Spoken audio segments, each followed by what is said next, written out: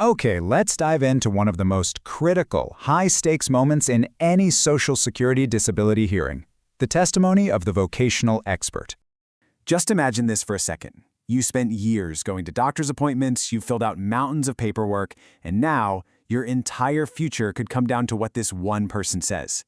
They really are the final gatekeeper standing between you and the benefits you need to survive. Hearing those words can feel like a punch to the gut, like it's the end of the road. But it absolutely doesn't have to be. So what we're going to do here is break down exactly how this expert's testimony is built, and, more importantly, how a smart cross-examination can take it apart piece by piece. So to really get how to challenge this gatekeeper, we first have to understand who they are and what their job is in this whole process.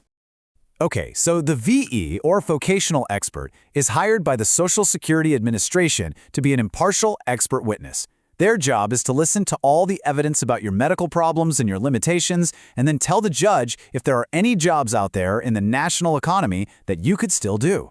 Now, their testimony becomes absolutely crucial at steps 4 and 5 of the disability evaluation process.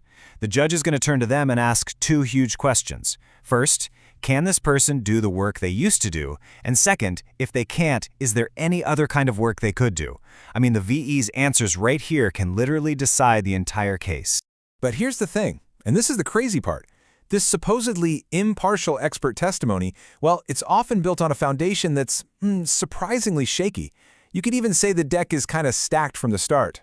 You'd probably think that this expert is pulling their information from some super modern, constantly updated database of jobs, right? Something that actually reflects the work world we live in today. Well, that's not what happens, not even close. By law, the VE has to base their testimony primarily on a book called the Dictionary of Occupational Titles, or the DOT. Now, get this, the last time this book was fully updated was 1977. No, I'm not kidding, 1977. The main source for deciding what jobs a person can do today is a book that came out before the first Star Wars movie. And this creates a huge disconnect. The DOT might describe a job like document preparer the way it was decades ago, with very few physical demands. But what does that job actually look like today? It's probably constant, repetitive typing, staring at a screen, using digital skills the DOT doesn't even know exist. And that gap is a huge opportunity. So here's how it goes down. The judge poses a hypothetical question to the VE. It'll be something like this, outlining a few limitations. But the real danger, the real problem, is what the judge often leaves out of that hypothetical. And that's where the cross-examination comes in. This is not about arguing with the expert. You have to think of it more like a strategic chess match, where a good lawyer can completely flip the script on the VC's testimony. The attorney's goal isn't to get into a fight. It's much smarter than that. The move is to take the judge's hypothetical and just surgically add in the real-world limitations that we're missing, the things that actually affect your ability to work day in and day out. So an attorney might ask a simple but devastatingly effective follow-up question like this. By bringing in a real-world factor like being off task because of pain, it forces the VE to stop thinking about the 1977 book and start thinking about the realities of a 21st century workplace. And the result? Well, almost every single time, the VE has to admit that no competitive employer is going to tolerate someone being unproductive for that much of the day. And just like that, poof, the jobs the VE just said you could do, they're gone. So you see, the whole point of this strategy, the ultimate goal of the cross-examination, is to get the VE to testify that once all your real-life limitations are considered, there are simply no jobs left for you to do. Think about it like a funnel. At the top, you start with all these potential jobs the VE might identify. But then the attorney starts adding in those real-world limitations. The need for extra breaks, the fact you might be off task, that you'll miss days of work. Each one makes the funnel narrower and narrower, until you get to the bottom and there's nothing left. 0 jobs. And you know, some limitations are they're like kryptonite for job numbers. Pretty much any VE will tell you that being off task more than 15% of the day is a non-starter in the real world. Same thing for missing more than a day of work every month.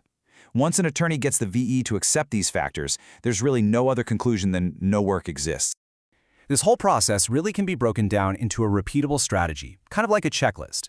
A good lawyer will confirm the VE's qualifications, challenge their job numbers, point out any conflicts with that ancient DOT book, and then, this is the kill shot, add in those limitations about being off task or missing work. It's a precise, methodical way to dismantle the whole testimony. Okay, so why did we just go through all of this? Why spend so much time on this one witness in a hearing? Because understanding this isn't just some interesting legal exercise. This is about empowering you with crucial knowledge for a situation where the stakes could not possibly be higher.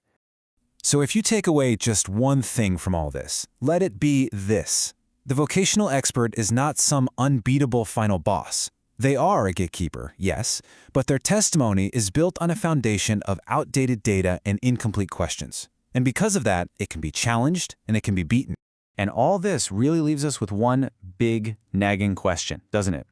As our jobs get more complex, more digital, more demanding every single year, does it make any sense at all that a person's entire future, their ability to put food on the table, can depend on a book that's over 40 years old?